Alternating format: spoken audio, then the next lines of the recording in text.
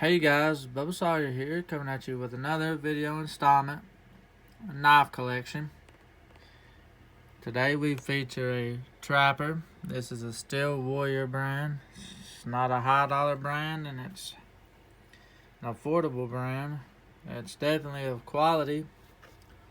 Out of 10 stars, I'd rate this trapper, Steel Warrior, out of 10. Now, before somebody comments on this or dislikes this video talking about how this is racism, it's not. This is a Dukes of Hazzard knife. It's got the iconic pointy blade and it's got this other style blade here. This is a nice packing knife, good for hunting, fishing, camping. 440 steel, unfortunately made in China. It has a wooden inlay.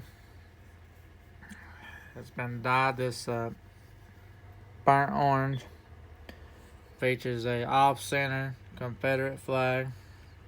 That's not, the dye stamp wasn't, centered or whatever.